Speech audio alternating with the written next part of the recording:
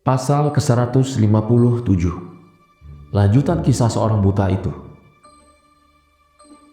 Maka menjawablah si buta itu, "Aku tidak mengetahui apakah ia berdosa atau tidak.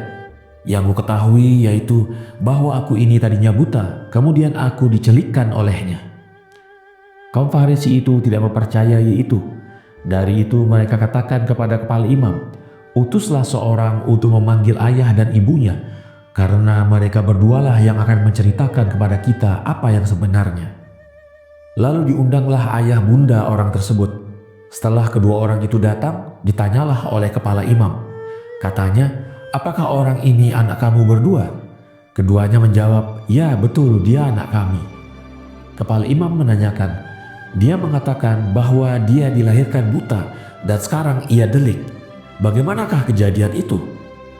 Ayah orang yang telah dilahirkan buta itu beserta ibundanya menjawab, "Memang benar dia telah lahir buta, tetapi kami tidak mengetahui bagaimanakah dia mendapatkan terang. Dia cukup dewasa, tanyakanlah kepadanya, dia akan bertutur benar kepada kamu." Lalu kedua orang itu disuruh pulang. Kemudian kepala imam itu kembali mengatakan kepada yang dilahirkan buta itu, "Berilah pujaan kepada Allah, lalu bertuturlah yang sebenarnya." Sedang ayah bunda si buta itu takut untuk berbicara, karena telah dikeluarkan sebuah perintah dari majelis orang-orang tua Romawi bahwa tidak diperbolehkan seorang memihak kepada Yesus nabi orang Yahudi itu. Jika tidak, maka hukumannya adalah mati. Dan perintah itu dimintanya oleh hakim. Dari itu kedua orang tua si buta itu mengatakan, "Dia cukup dewasa, maka tanyakanlah kepadanya." Kemudian di saat itu kepala imam berkata kepada orang yang dilahirkan buta itu, "Berilah pujaan kepada Allah dan katakanlah sebenarnya, karena kami mengetahui bahwa orang yang engkau katakan telah menyembuhkan engkau itu adalah berdosa." Dijawablah oleh orang yang dilahirkan buta itu, "Aku tidak mengetahui apakah dia seorang berdosa. Yang ku ketahui ialah bahwa aku tadinya buta, lalu aku diberinya cahaya." Dan sudah barang tentu, sejak permulaan dunia hingga saat ini, belum pernah ada seorang yang dilahirkan buta dapat melihat. Sedang Allah tiada akan mendengarkan kepada orang-orang yang berdosa. Orang-orang Farisi menanyakan, "Apa yang telah diperbuatnya ketika ia menerangkan matamu?" Di saat itu orang yang dilahirkan buta itu merasa keheranan karena tidak imannya mereka. Katanya, "Telah kuterangkan kepadamu sekalian, mengapa kamu kembali menanyakan pula? Apakah kamu ingin menjadi murid-muridnya?" Ketika itu ia ditegur oleh kepala imam. Katanya, "Sungguh keseluruhan telah dilahirkan dalam dosa. Apakah engkau akan mengajar kami? Nyala engkau dan jadilah murid orang itu. Tetapi kami akan tetap menjadi murid-murid Musa, dan kami ketahui bahwa Allah telah berbicara dengan Musa, sedang orang itu tidak kami ketahui dari mana dia." Maka dikeluarkannyalah dia dari perkumpulan dan rumah peribadatan, dan dilaranglah ia bersembahyang bersama orang-orang suci dari Israel. Pasal ke-158. Maka dunia ini pun mencintai Allah. Dan pergilah orang yang dilahirkan buta itu untuk menjumpai Yesus.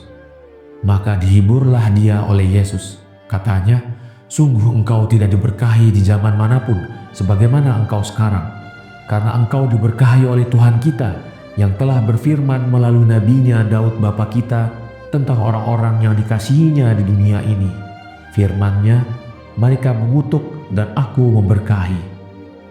Dan ia berfirman melalui Nabi Mika, sungguh aku mengutuk berkahmu. Karena tanah tidak bertentangan dengan udara, air tidak bertentangan dengan api, cahaya tidak bertentangan dengan panas, kecintaan tidak bertentangan dengan kebencian, sebagaimana pertentangannya kehendak Allah dengan kehendak dunia ini." Lalu karena itu para murid menanyakan kepadanya, "Alangkah besarnya arti uraianmu ya Tuhan? Tetapi terangkanlah maksud dari uraian itu, karena kami hingga kini belum paham."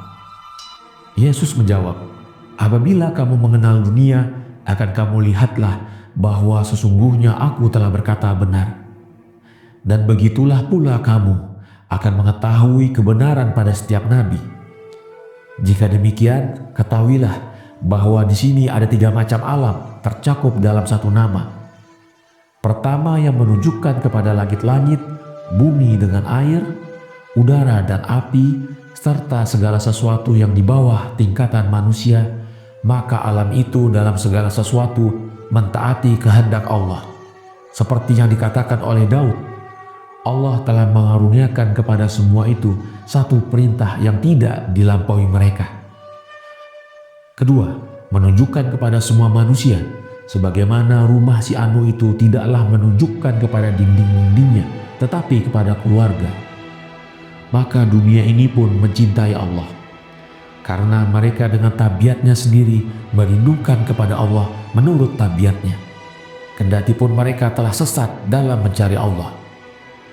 Tahukah kamu mengapa semua itu merindukan kepada Allah? Karena mereka semuanya merindukan kepada suatu kebaikan yang tak berkesudahan, tanpa sedikit pun kejahatan. Dan itu hanyalah Allah sendiri. Karenanya Allah Maha Pengasih itu telah mengutuskan nabi-nabinya ke dunia ini untuk keselamatannya. Yang ketiga adalah keadaan terjerumusnya manusia ke dalam dosa yang berubah menjadi satu syariat yang menentang Allah pencipta seru sekalian alam. Maka hal itu menjadikan manusia setaraf dengan setan-setan musuh Allah. Dan apakah yang kamu kira dalam keadaan di mana dunia ini dibenci sekeras-kerasnya oleh Allah, kesudahan para nabi, andai kata mereka itu mencintai dunia ini? Sungguh Allah akan mencabut kenubuatan itu daripada mereka. Dan apa yang harus kukatakan? Demi Allah yang aku berdiri di hadiratnya, andai kata terlintas pada Rasul Allah kecintaan akan dunia yang jahat itu di saat ia datang kepadanya, niscaya Allah akan mengambil kembali segala yang telah dikaruniakan kepadanya dikala menciptakan dia, dan akan menjadikan dia seorang yang terkutuk, karena Allah sampai begitu menentang dunia ini.